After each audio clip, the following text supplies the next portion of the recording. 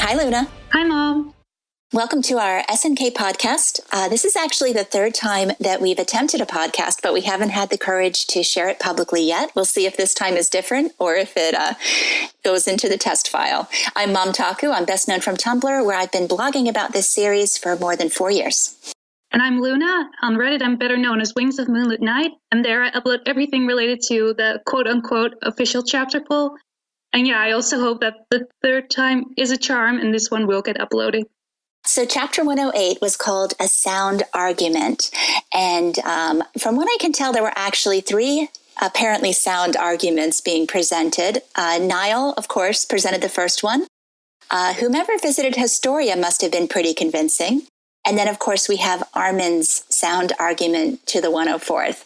So I'd like to discuss each of those this time, starting with Niall. Luna, what did you think? Do you believe Niall's cover story? Well, there's a lot to discuss here. Do I believe Niall's cover story that Historia fell in love with the farmer boy who used to bully her? Yeah, the Nicholas Sparks, basically Niall. Do you think Niall believes the Nicholas Sparks cover story that he presented of Historia's love life? Personally, I do not. And I also think Niall himself doesn't. I don't know, it just came across to me like he was trying to protect her against Rogue and the rest of the government and the MPs in an effort to keep her safe. But I don't necessarily believe that Niall himself thinks that's the way it all went down. What do you think? Well, I do think that if Niall believes this, it's because of his own background. You know, he was committed to the Survey Corps, was going to be with Erwin and, save humanity. And at the last minute, fell in love and chose a kinder and simpler life with Marie. So it may be that on a personal level, he wants to believe this because, it would be somebody following in his path. And, maybe he would have a level of understanding that nobody else would. But whether Niall believes it or not, I do not. I cannot tell you, Luna, how happy this chapter made me as far as making this pregnancy story seem completely unbelievable. That last panel of chapter 107, just set off alarm bells. But then seeing this one, I was really comforted because it's like, there is no way this is true. There is this is all so completely ridiculous that I just don't believe it. I mean, you don't believe it? I don't. I mean, the story is that Historia, number one, there's no way she's in love with this guy. So the story Niall presents is that Historia was all set to take the Beast Titan power, but fell in love and, decided to make a baby. So I don't think there's any evidence to believe that her face every time she looks at this dude. Yeah. Okay, so that's not it. I think the majority of the fandom will agree that no, she's not happy with the path she's on at the moment. Let me look at the poll though. Let's see what percentage of the population. She got pregnant of her own free will with a person she chose herself. 16% of the fandom do think that this is her decision to get pregnant with a guy, to have some autonomy here in this situation. Okay, so aside from the 16%, nobody thinks that this is a happy development. True, but you said that you think that the pregnancy is just a ruse, that it's not true, which is kind of interesting to me, because what makes you think that? For Historia to actually be pregnant right now, number one is dangerous. And number two, the only benefit it serves is prolonging Zeke's life. And that's the story that Rogue presents. That it's not that Historia fell in love with this guy and wanted to make a baby. It's that Historia got scared and wanted to put off assuming the Beast Titan power, that somebody has convinced her of this. Because it's in every interest of Paradis that Historia assumed Zeke's power immediately, and she didn't. She got pregnant, and now she can't, because taking that power will harm the child. Okay. I just, for me, whether she is or pregnant or not, assuming the appearance of being pregnant does the same. Like whether she is or isn't, the whole point is to buy time for Zeke. So why actually get pregnant? Okay. So let's start with the first reason that, having a child is possibly dangerous to her health, could potentially be the end of her. But I think she has to, as her duty as the queen, procreate at some point. So whether it is now or later in life, I mean, it's a risk they have to take because without her, they probably won't have any heirs that are loyal to Paradis. Well, I just don't buy that. When Zeke would be a far more efficient royal baby maker. True, but he isn't loyal. But he doesn't have to be. He's only loyal to himself. He doesn't have to be loyal to anybody. He just needs to be a sperm donor. I mean, that is all he needs to do. and I think Isayama, he does a lot of stupid things. Like this, when Reiner's head was cut off and he transferred his brain function. Okay, he at least explained it. The fact that Zeke can't bear children or won't bear children, if that's not a viable option, that needs to be explained in the story, because Grisha could father children. Grisha was a shifter, and so there's no biological reason why Zeke can't do this. I mean, literally, he could get 20 women pregnant in this time it takes Historia to have one child. So I am just not accepting this at all. I am digging my heels in. This is not accepted. This is just not, it makes no sense. I think he doesn't want to, otherwise he would have by now. Then why should Historia have to? If he doesn't want to, neither does she. What's the big deal? Somebody's got to do it. It's his plan. I think it's because, he has his own motives, and he knew that if, it ever got discovered that he has royal blood, it's not just on him, it will also be on any potential children. Now that he's not in Marley anymore, of course, everyone wants to see him eaten as soon as possible. Well, he could do the deed before he got eaten. And I also remember that meeting with Kiyomi. The meeting with Kiyomi last chapter in the darkness.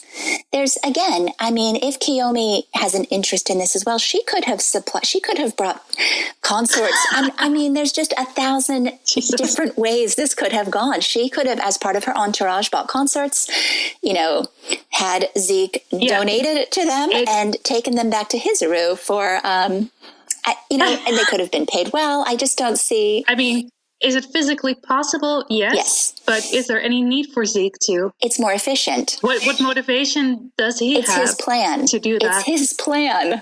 But Historia being pregnant serves him far better than he himself fathering any children.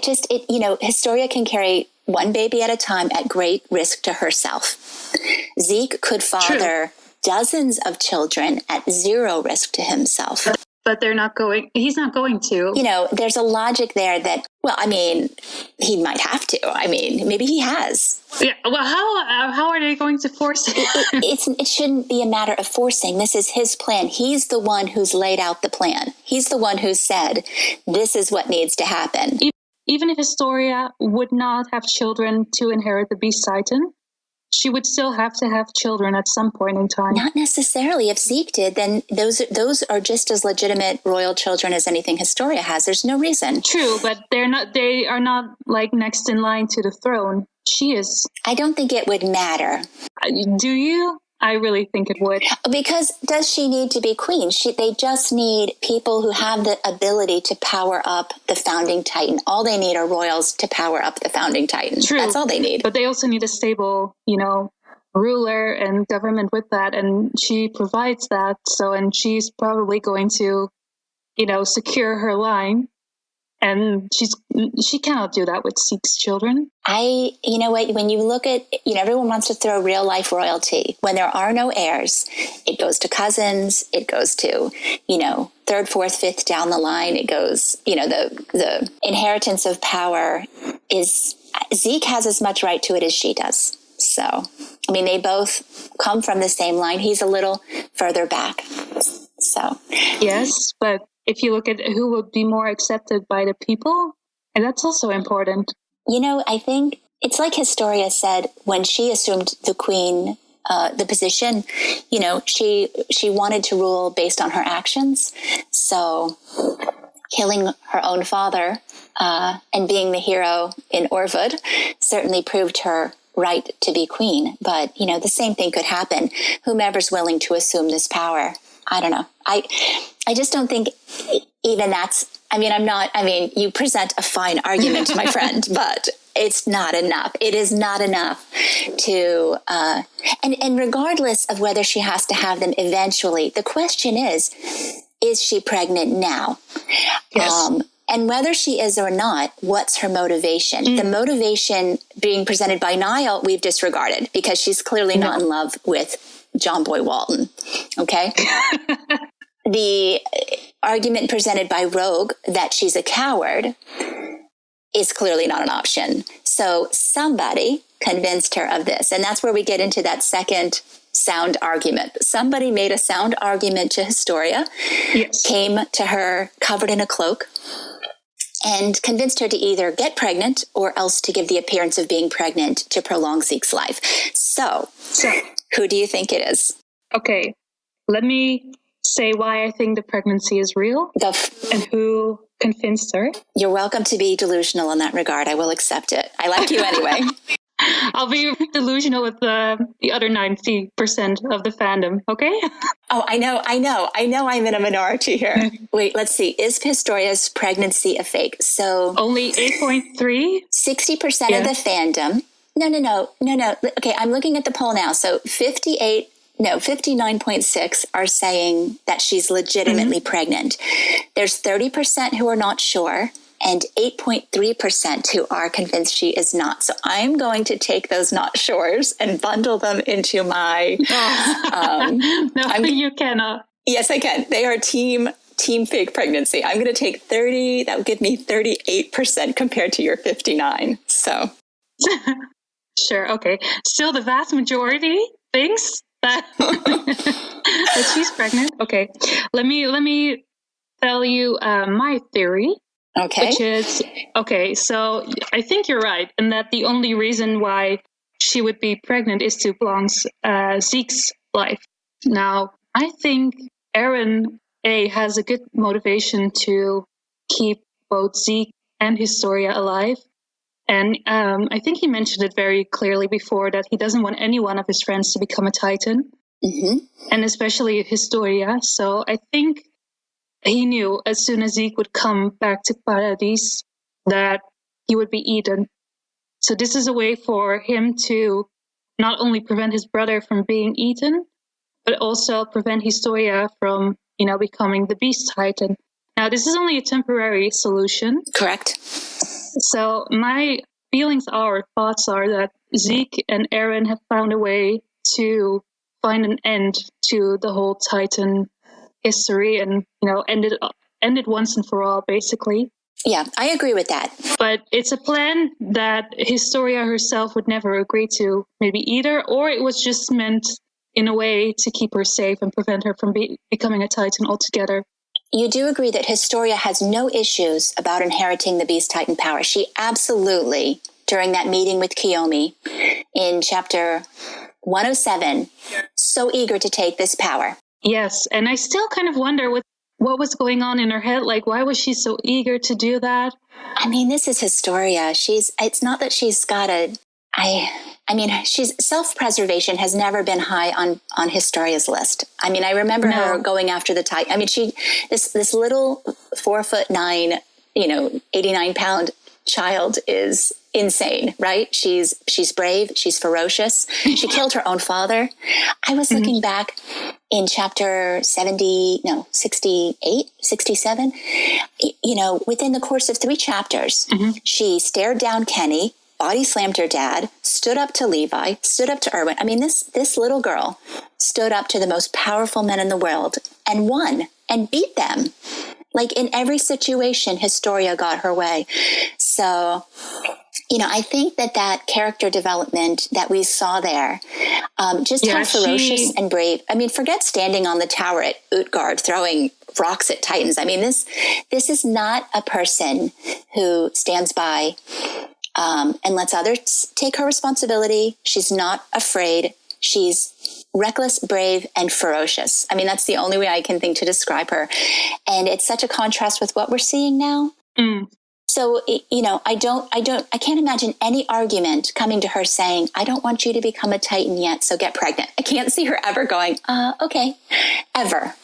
And if Aaron is the cloaked figure that came to her, I mean, it sounds like that's what you're saying the conversation was. I don't know if it was Aaron, but I do think it was someone on Aaron's behalf. Well, the majority of the fandom thinks it's Aaron. They do think it was Aaron in the cloak. I initially thought Hanji, because I could see where Hanji would fake a pregnancy. She's also crazy. Yeah. And where it would serve Paradise's best interests to make it appear that they were complying, whether they were or not. But now I do think it was Yelena. I can't imagine anybody else wanting to prolong Zeke's life. Yeah, I think if it was either Hanji or Eren, it was definitely with the idea in the back of their minds that they would save Historia. From becoming, right, saving her from becoming a Titan, though, it's saving her from the pregnancy that I would think... I mean, if I was Historia, it would be that I'd want to be saved from not becoming a Titan. Yeah. I think it's kind of what is the lesser of two evils here. And I think for maybe the Scouting Corps, it's her being pregnant, because at least she gets to live. But I don't know how she necessarily feels about the whole thing. And if she was really consulted about it, and, you know, this is just another thing she's doing to please others, but not really a choice she herself made. I just can't, when I looked back at those chapters, and I think this season's anime is really going to remind everybody just who Historia is. Okay. So, it's been how many years? It's chapter 68. Help me with math. 40 months ago that we saw those events. Yeah. That's a long time. So a little over 3 years. Okay. People forget. They forget where we left her character off at. So, I mean, if she legitimately has become what she's being presented as, I'll be surprised. So we'll see.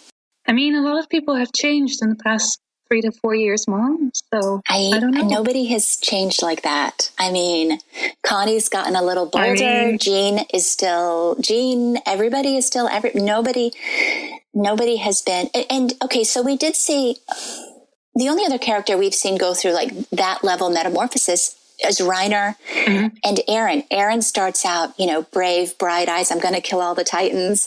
And then by chapter 68, he's begging for death. So, but we saw such a progression with that. Reiner goes from being the big brother to begging for death. But we saw the progression. We saw the whys behind it. With Historia, we've not seen that. Exactly. And that's another reason why I think this is a red herring. Because if she is who they are presenting her to be, we need to see why. And I don't imagine the story is going to devote, 10 chapters to what's happened to Historia in the last 4 years. There's too much ground to cover. We're too close to the end. So. Yeah, true. And I don't know, like we haven't had a lot of her character building the last couple of chapters. It's just her saying 1 or 2 lines, if she's saying anything at all. And, we're back to the cavern where she's no speech bubbles, just facial expressions, and nobody knows what she's thinking. But I mean, we'll see. If I'm wrong on this, if I'm wrong, I will accept being wrong. And but I really think that there's tremendous amount of evidence to be side-eyeing this thing like crazy. Like really, really, every bit of this is suspicious. Because the goal of prolonging Zeke's life, I think that's what everyone needs to remember. Why would she do that? What would her motivation be? Who would convince her to do that? And if it is Eren, then how does that fit with his rage at Hanji in the prison? He seemed genuinely... he was obviously genuinely upset at what he perceived had happened to Historia. I have to assume that's the pregnancy. So yeah, I don't know. I don't know what's going on there. If he knows, there's still a lot of things we're not certain about. Things Isayama is not divulging. So right. Well, so who the cloaked figure is? I mean, who knows, right? But we know I do think we can trust Rogue as far as what their motivation was, that it was to prolong Zeke's life, to keep Zeke alive for 9 months, because him being eaten the moment he stepped foot on the island was the best for everybody. Yes. Okay. So then... Wow, this is a way to kick off our podcast with a, death battle on Historia's pregnancy. True. I'm just really excited because I have a feeling it's all going to be, I mean, if I'm wrong, I'm going to be devastated, but I really do think, we'll see, but I think there's a chance that she's not. And I would very much like her to not be pregnant. And it's not that I don't want her to be, if it's something that she wanted, great. But if it's I don't like the idea of her being forced into this. Yeah. And that's the appearance I'm seeing right now. Yeah. I mean, like, forced is a tricky word in this instance. But yeah, she doesn't seem happy with her decision. Let's leave it at that. Right. Yeah. And we can't forget that if she, bringing a child into the world for the sole purpose of being a weapon, to be orphaned at 13 when it cannibalizes her.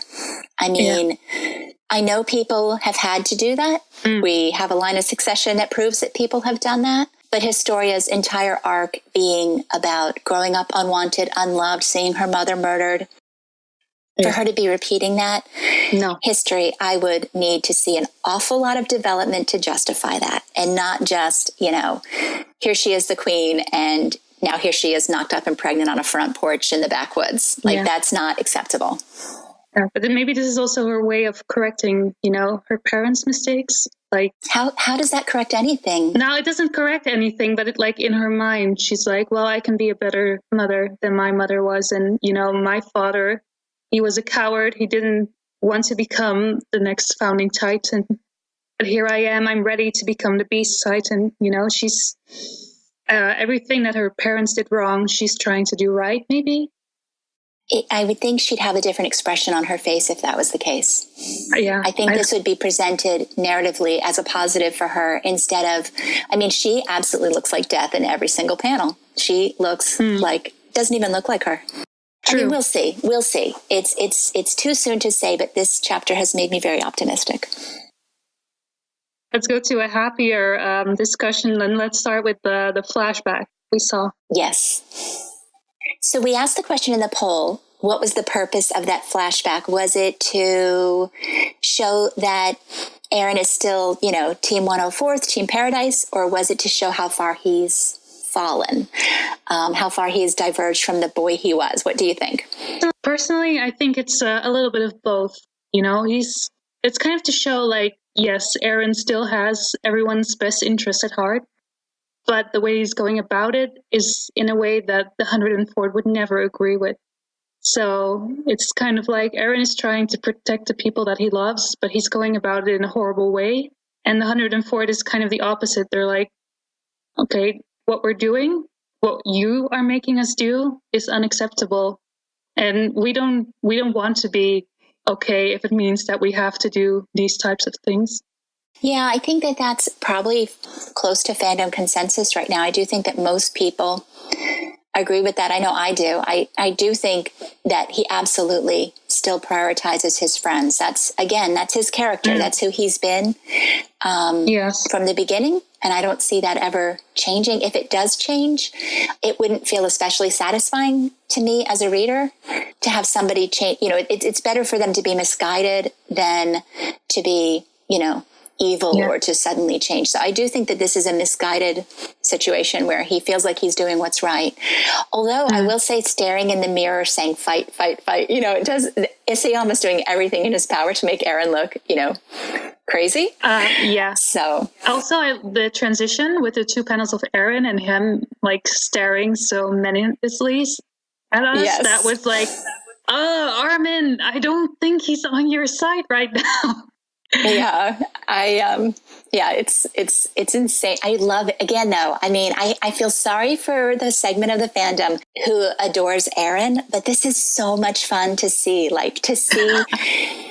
his eyes and because we have seen his progression. Like I said, we've gotten so much good character development from Aaron, and to see him reach this point in his life where he is just done, and he just wants to end it. Oh, yes. And, I think too, seeing him during the uprising arc begging for death, that was as bad. That was awful to see. I'd rather him be fiery and misguided than begging for death. So, it's fun. I know it's not fun for the segment of the fan. It's horrible, but it's fun. You know what I mean? I'm going to get in trouble here. Maybe not with me, but probably. I want Aaron to be a hero. Okay. I want him to be ultimately good. gray morality, whatever. I want ultimately him to do the right thing. So it's really fun to see him being presented as this terrible villain, because I do feel like it's going to be resolved. Okay. So I'll put it that way. I'm not so sure at this point. Okay. Well, I'm not either. Isayama's so unpredictable.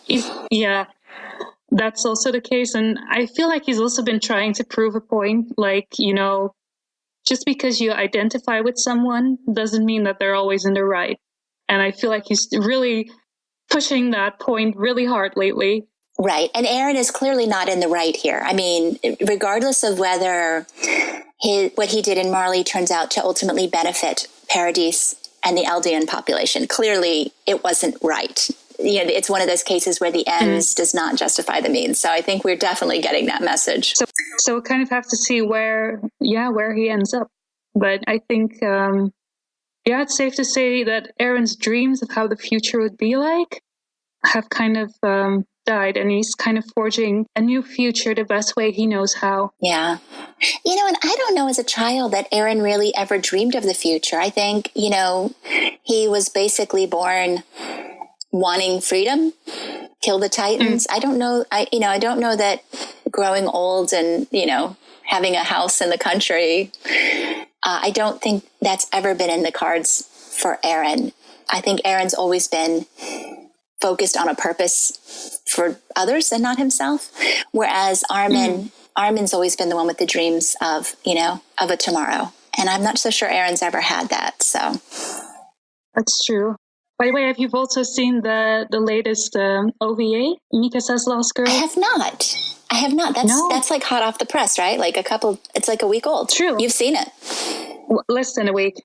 I haven't seen it yet, but I have seen some interesting parts and read some interesting dialogue from it. Have you read the manga or the light novel? No, not for Mikasa. Oh, okay. I have. So I know the story. I read that there was one line by Mikasa in the OVA saying that no matter what I do, Eren is always going to die, or something along those lines. Yes. Was it also in the manga? Yeah. Well, I don't want to spoil. Yeah, I don't want to spoil the story, but it's, the premise. It's her dream, so it's very bizarre. So it picks up in the canon world where Mikasa is facing her own death, and then she has this dream of kind of an alternate canon AU of her time with Eren and Armin. So it is. I think I'm going to just say it's like the least satisfying of the OVAs, because it's all a dream, right? It's like she wakes up and we're back in the present story, but it does introduce a few interesting things. I mean, but like any dream sequence, it's just not reliable. But I do think that, these are approved fan works. I think the description was that it was not a dream. It was more than a dream. It was kind of like an alternate reality of sorts. Yeah. Yeah, definitely, because it picks up some canon events, but then different things happen. So, yeah, I'm not looking forward. Like I don't want to say I'm not looking forward to it. It's never been my favorite of the OVAs because of the way it ends. It's tragic, and I want my OVAs to be happy, or I want my alternate realities to have nice endings. I don't want more pain. So I probably will watch it, but and I'm sure it's going to be beautiful. More Mikasa is good, yay.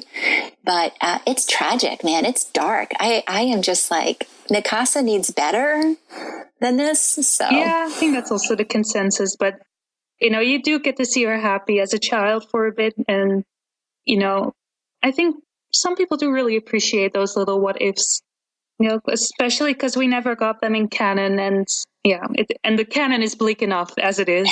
Yeah, well, this Mikasa's story is bleak. The OVA is very, very bleak. Or I think it is. For me, it felt very unsatisfying.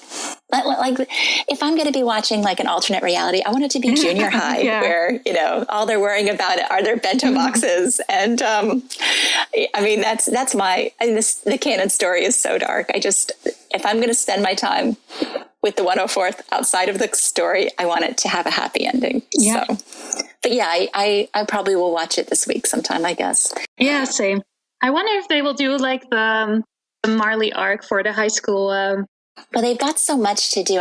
We'll see. I mean, I guess if they have a chance to make money on it, they will. But I'm a little doubtful because, like, I guess I have the first 4 volumes. We waited like 2 years for the 5th volume. I don't know what was going on with that, but maybe they didn't think it would be a moneymaker, or maybe it's not performed as well. So unless Japan is different, I can't see them throwing more money at another season if it's not going to, benefit sales. So I'm kind of, worried it's not going to sell well, because even on the cover of the latest volume, the main characters of the Marley arc aren't even on it. So I don't know if they think it won't sell as well if they don't have Mikasa, Armin, and Eren on the cover, or people just aren't as interested in the warriors. But yeah, I was I know a lot of people who've actually read the latest volume were very salty about that, and rightly so, because, Reiner,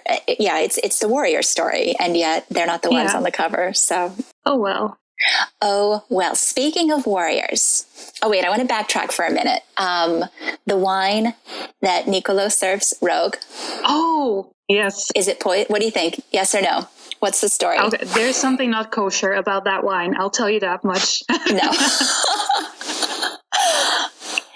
So I floated a theory on Tumblr and also on Reddit that, obviously Paradise is not, okay, granted they're like infant children in the world of negotiations and dealing with the rest of the world, but you do not bring enemy combatants onto your shore and let them feed you for 3 years. You do not. This is like, national security 101.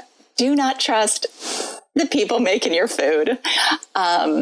So anyway, a lot of people have pushed back, not a lot of people. On Reddit, a lot of people have pushed back that there's no way Niccolo would be doing that because he loves the 104th and he loved Sasha. And, there's no way he could be tainting the food and drink of, these people who he loves so much, to which I say bollocks. But yeah, I think most people agree something's up with that bottle of wine. There is. And he's not poisoning the 104th, right? He's just poisoning Rogue. He was the only one who had a wine glass. Everyone else had cups of tea or coffee. But Rogue had the wine glass, so... Yes. Well, I don't know. I think we could extend this. I went back and looked at the old panels. Yelena is the one that introduced Niccolo as a master chef. She's been really pushing him into this position as being cook. Everybody has talked about the food and wine from Marley. I wonder if this isn't a little deeper than just, the fact that they have corked wine bottles that are clearly tampered with tells me that this is not just Rogue. No. Although you have to admit, he has the face of a Titan. This guy's going to become a Titan. If it goes a little wide, if it's a little more widespread than that, like if the food being served to everyone in the military has been tampered with. And again, my theory is, of course, Niccolo would do this. He's a POW. He's, would like to go back home. He's being treated by the majority of the population as a slave, or, just being treated kind of terribly. All the Marleyans are. And, it's kind of a harmless giving them, if it is Titan serum, it's only going to harm them if Zeke activates it. So it would be another bargaining chip for Zeke. If Zeke can Titanize a significant portion of the military, he has a better chance of calling the shots. And I don't see why, if Zeke has that ability, why he wouldn't take advantage of it. Exactly. And I think also because of the timing, I think this is kind of Zeke maybe retaliating, this was something he held back just in case. But then, of course, Pixis betrayed Yelena, and now it's his turn to do something in return. Well, Zeke is smart. I can't imagine he hasn't planned for every, these chess player types are going to have, I'll make this move if this happens, this move if this happens. Yeah, so he's absolutely covered his bases here. And he needs to have a way. The two people that Zeke needs on his side at this point are Aaron and Historia. Those are the two that could impact his plans the most. I guess Levi could kill him. I mean, that would be, but Aaron and Historia, he has to have ways to manipulate them, to get them on his side. And if they're not on his side, to force them on his side. And I could see, titanizing, the majority of Aaron's friends and coworkers as being kind of a powerful motivator. Yeah, me too. Also, I don't want Levi to murder him just yet. They're having way too much fun together at this point. I will hang up on you. I will hang up on you. It's okay. I will talk about this by myself for a couple of minutes. It's fine. Go talk about it with, other people and not me. And can I just say how pleased I am that in the poll, when we asked favorite moments, am I allowed to talk about this? Yes, you are. You are. Yes. What is your favorite moment? Let's see. 12.1%, all of the above except Zevi. So 12.1% of people. Let's see, who picked all of the above on its own? Just 7.9. Okay, so he said, I feel vindicated. I'm taking this one as a victory as well. These are my people. I don't think they are. So I think... Pardon? I think they're just people who are sick of shipping, and they're like, yes, no Zevi. I do think it's sweet that, I think with the favorite moment of chapter 108, I don't even know how many options we gave. It was a ton of options. And I was honestly expecting all of the above, except Zevi, to be like the majority choice, but it wasn't. It was the 104th blushing at each other. So It was very sweet that given all the options, a lot of people that's the moment that they loved. And that trumped, Niccolo and the wine conspiracy. It trumped, the who takes the Titan. I mean, so it's very sweet. I mean, people. Like 40% of people voted for that whole flashback scene. Yeah. And it was great. We get so few nice moments that, for all that we talk about this series, for all that we love, the mayhem and the destruction and how unpredictable and violent, we love when it's nice. And this was just a really nice moment. So I'm glad we got that. I don't think we will get another nice moment for a very long time. Yeah, me neither. Moving right along. Gabi and Falco, any predictions there? I'm a little bummed that they ended up with Sasha's dad and not Historia's farm. But I haven't seen a lot of people talking about that. I think probably because, Gabi's not a popular character and people sort of resent, many people kind of resent any focus on her. What do you think? I mean, it's very convenient for them to kind of end up exactly at like Sasha's force. And yeah. Where could the story go from here? I mean, what's the point? What's the point of her? I'm glad that Sasha, indirectly, it means that Sasha's getting more attention, right? If they end up with Mr. Browse and, adopted child, then Sasha stays alive in the story to some degree. But this is one of those, I can't see the point of this. Like, I don't know. No, I think if she's going to be confronted, like, that Sasha was not the alien devil that Gabi thinks she was.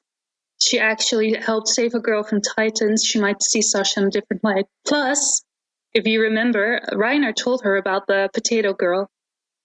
So I'm sure her family knows about that as well. I'm sure they all told the family as well, like the 104. So do you think this is going to be Gabi's, I always call it a Trost moment, right? Everyone has that moment where they realize that what they think isn't true. For a character like Hitch, it was the Rampage and Stoa, these defining moments. Is this going to be Gabi's defining moment where she realizes that these are people too? And if so, what's the point of that? Because again, that's a storyline that we've already seen so many times.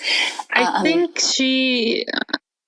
I don't know if it's going to be. I think she might not want to believe it. And I kind of like still seeing like the juxtaposition between her and Falco. Falco is very gentle, very sweet, and he can see their side. He knows that he knows that the aliens are just in a really bad position, and it goes for all the aliens, including the ones on Paradis. But Yeah, I'm just curious because I think maybe it's just to help her understand Reiner a little bit better and what he had to go through. Maybe we're so close to the end of the story. I just wonder how it all has to tie into the plot, right? It all has to become important and exciting. And I mean, we also haven't really seen any true acceptance of like the Eldians by, well, let's put it like this. We haven't seen any Eldians from Marley, from Liberio, except any Eldians from Paradise. We haven't seen that yet, really. Yeah. Or have their minds challenged. I mean, Falco would, but he has always been like that, I think, very accepting of others. I made this argument at least with Gabi in the story, we get Falco in the story because they're a package deal. And I love him so much. I just love that little guy so much. I really, I want good things to happen to them. And, I'm interested to see where he goes, especially in Gabi too. I mean, Isayama loves to surprise us, and I'm interested to see what surprised Gabi, if there's anything. I can't imagine has this like a little divergent side path going on the story that it's not going to matter. I mean, if they'd run into Zeke, that would be great because, we get kind of that fiery, what did you do? I would love to see that. I was actually hoping for that. Yeah, it'll be interesting. I hope it will be interesting because right now I think that's the storyline I'm least interested in. So, I mean, Falco is my second favorite character, so I always love seeing him. So even if the storyline is boring, I don't care. I just like seeing him. I agree with that. And I will say this, like seeing him rip that armband off Gabi, like when I think about like the best moments of the series where I just want to jump up and cheer for a character, I would put that one in top 10. I mean, Falco's usually so reticent and, rarely stands up like that. And for him to just rip that off her arm was pretty cool. Yeah. And he's just so casual about it. Well, then I'll just toss this thing out. Rip. That was perfect. Yeah. And I like the little moment afterwards as well that Gabi was like, why did you come with me? You're going to die as well. Yeah, I think part of my issue with Gabi is that I feel like this story we've already seen this story and it's kind of like a repeat with Falco. But I'm game for whatever happens. We'll see. I'm glad she didn't kill anybody this chapter. Oh my God, I was so happy. I was like, thank God, Falco. Thank you for putting that rock down.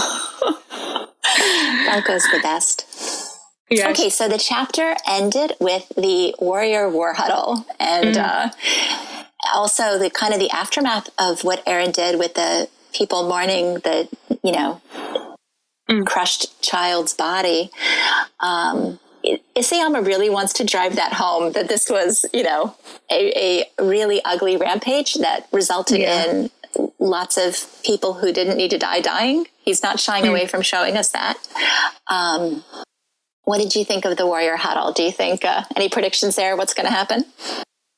Yeah, it was kind of weird that we didn't see like everyone react and kind of process everything. It was like straight back to business. Yeah, I think everyone has their mindset on something right now.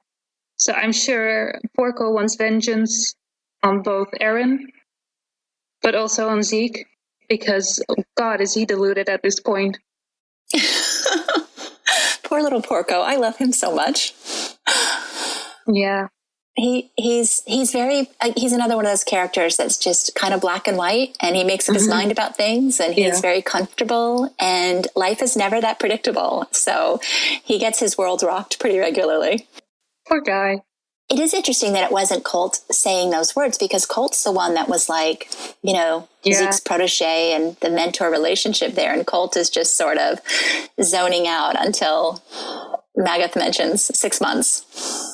But we also saw that panel, like, I don't know how many chapters, 15 chapters ago, maybe, where Zeke was like, I have a secret I need to tell you. So I wonder if they ever did talk about that when they were in private and he kind of knew, or if he's just so focused on Falco and Gabi at this point that, it doesn't even matter what Zeke did. That's not his number one priority right now.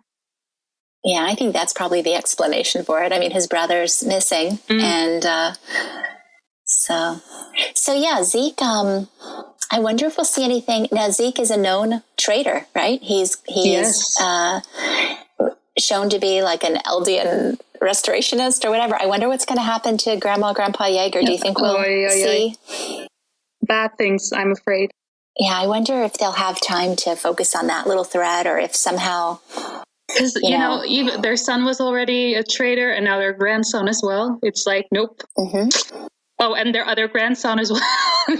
Yeah. I mean, these people should not be allowed to have any more, offspring. No children. No. Not according to Marley. So I'm so scared because the grandpa's already in the insane asylum, and I'm sure grandma is barely holding it together. So I really, really, really hope that that's a storyline, a thread from the story that's dropped. Because can you imagine? I don't want to see that. The attack. Yeah, the attack comes, and but then again, it is a weapon that Magath has to use against Zeke if Zeke cares. I mean, he absolutely can show up, with the grandparents. They could be part of the ground assault, and Zeke, we've got them. They're here. We're going to throw them off the plane. I wonder. I mean, you don't know, right? Yeah, they have very little. Zeke has what? A year of life left? I mean, how do you motivate a dead man? How do you... Good question. I don't know. Yeah. Well, that's the whole point. Does he really care about his grandparents, about Aaron, about anyone else? Well, you know how I feel about that. I feel no. I feel like if he does, it's very, very second, third, fourth, fifth, way down the line to revenge or to whatever his plan is. I don't think it's to the benefit of humanity.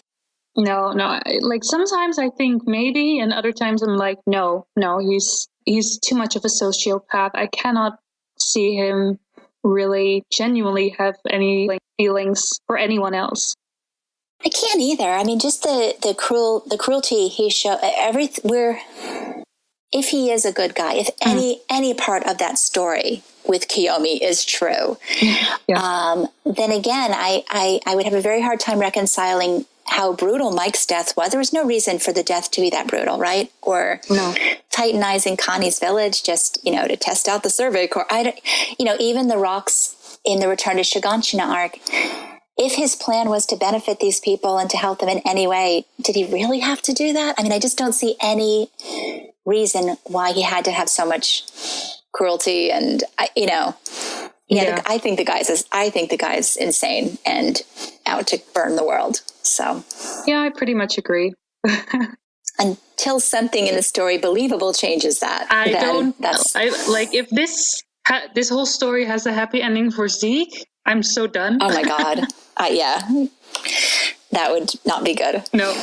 I mean, there is no happy ending for Zeke. So that's the only person that I truly wish does not get a happy ending. Who do I Zeke, definitely. Yes. I would like to see him burn. And maybe, what's his face? The one with his art. You know who I mean? The one with his, exactly. Yes. Yeah. Yeah, I don't see that happening. Maybe him, but those are like the only two that I... Yeah. My top three, I would add Corinna Braun to that. I just really dislike her so much. Everything about her. I have an irrational, or maybe it's rational, but I just really think that I don't think she's just brainwashed. I think she's evil as well. And that's always where I draw the line with people. Like, if they blatantly hurt people with absolutely no regard, if there's no humanity in them, and those are the three characters, I don't see any humanity in them. Or if I do, it's so tiny in percentage compared to the rest of who they are. The rest of who they are is, selfish, vindictive, qualities that I just don't approve of. So, I mean, we all have elements of that, but to see characters who are predominantly that way is really disturbing. True. Okay, well, we are at the 50 minute mark. Do you want to say anything about the anime? We're 4 episodes in now. There was a lot of concerns with the first 2 about the pacing. True. How do you feel? Well, right now with the last episode, I'm like, okay, finally the pacing's gone back to normal, and I feel like we can continue with this pace and ride it out to the end. On the other hand, because the first two episodes went by so quickly and they, were jam-packed with so much stuff, I kind of feel like a couple of storylines didn't resonate as well with me as they did in the manga. And most importantly, the whole Reeves storyline. Because we had some time in the manga, we had some build-up. It took several months. And I really felt for Demo when he got murdered, and I really felt badly for Flegel, his son. But in the anime, we didn't really have time to connect with either of those people. So, I get why he's important to the plot and why they needed to be in there. But on the other hand, it also, I wasn't satisfied with how everything was resolved on that end. How do you feel about it? I think I'm excited about the anime season. I'm enjoying it immensely. I agree that the first two episodes, a lot of things were condensed, and it was in order to kind of suck people in, to give us these, wild, amazing animations and excitement, and it worked. It definitely got me hyped when I wasn't being salty about the stuff they skipped. But it has to happen to a degree that they have to condense these stories. But yeah, I think I'm up to 5 moments now that not just, oh, he looked at her moments, but moments that were just really interesting to me that I look forward to seeing animated that have not been and will never be. For the most part, Demo needed to die to pin a murder on the Survey Corps. That was his purpose. I think the moment, unless they show it in flashback, which they could, I think, where Demo tells Historia to punch Levi, I can't imagine that moment is going to be totally missed. That's iconic, right? That is like the iconic moment right before her coronation when she punches Levi.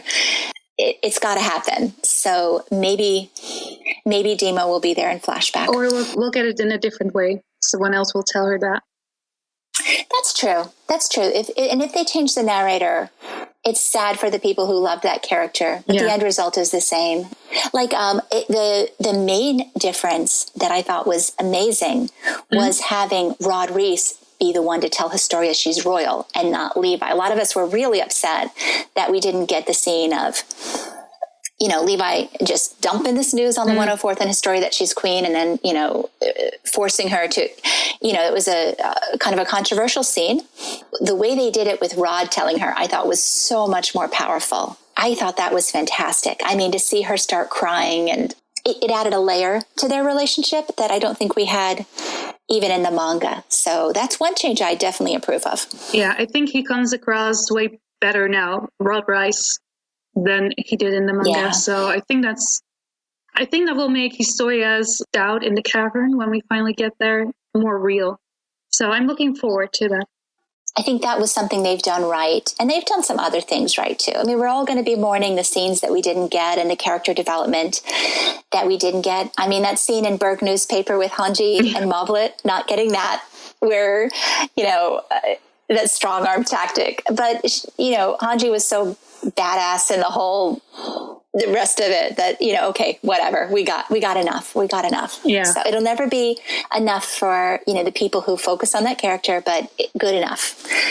But yeah, I agree. They've slowed it down, and hopefully the anime only viewers will get the gist of things. I think so, because I do like to watch some people who are anime onlys, do reactions to the episodes, and they're really liking it so far. And also, if we look at the anime polls, we can see that so far the anime onlys are enjoying the season far better than the manga readers. Really? That's interesting. Yeah. Well, then mission accomplished for the for WIT Studios, huh? Yeah. So I'm excited to see how this will progress for the rest of the season, but. Yeah, I think the anime onlys really loved the second episode, Pain. They gave it a that was fantastic. 4.5 on average. So, yeah, I can understand. I think it was a really good episode, and the whole Levi chase scene might be one of my favorite scenes in this entire anime so far. It might be one of the best scenes in all of anime. I would put it up there.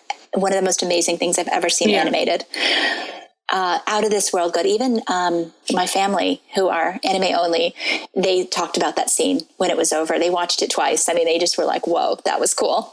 It was really, I've seen it like on repeat a couple of times myself. So I think this will be like the scene comparable to season 2, you know, with the reveal. Oh yeah, like, it'll be the iconic scene. I think it might be. Yeah, it was amazing. Now, I have not been following the anime only polls. What do they think about the music? Have those questions been asked? Ooh, I would have to go and look back because they're a little bit different, the anime polls for both manga readers and anime onlys. But I can check. Because I know in my unofficial, like with my family, they all really loved the music. They loved...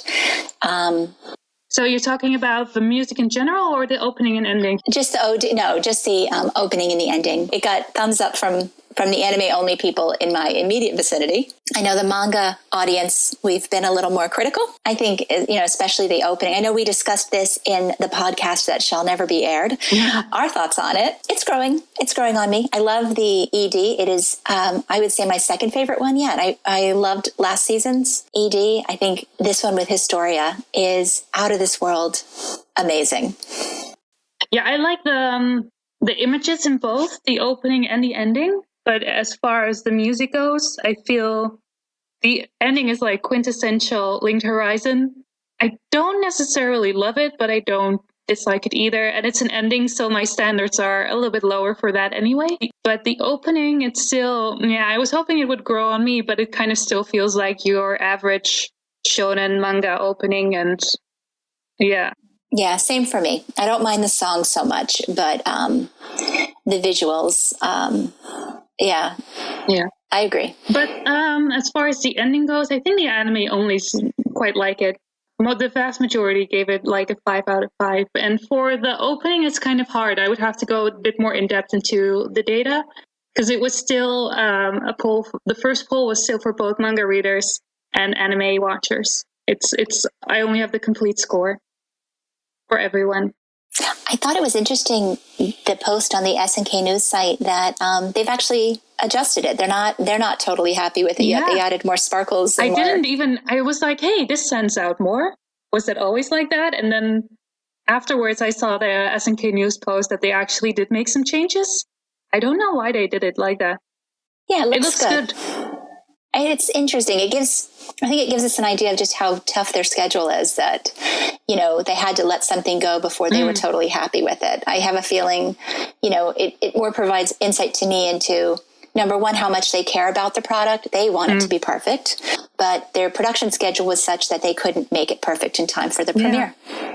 Because I don't think it was due to any feedback, right? It was really because of their schedule. No. It really helps me to appreciate how much they care about this. They weren't happy with it. They wanted it better. You know, 3 episodes in, they took time to make it better. So I like the changes. You too? Yeah, I do. I mean, I didn't notice it at first, but now that I've seen the side by sides, it's very nice. Yeah. So I appreciate that they care enough that when they see something not quite right, they want to fix it. I kind of wish the manga translators would do that. If only. If only they would fix the typos before they get into the volumes, but no. I don't understand that. Like, how can you have such poor quality and then, to me it's poor quality if you're paying for something and you cannot even get the typos out. Well, what gets me is, fine, right? They have a couple days to put something together. You're going to make mistakes, but fix it before it's printed. They don't even fix it before it's printed. That's what gets me. You've got 4 months or 3 months to get it right at that point. And you can't tell me they're not aware when all of Tumblr explodes about the typos. I'm sure they're getting feedback.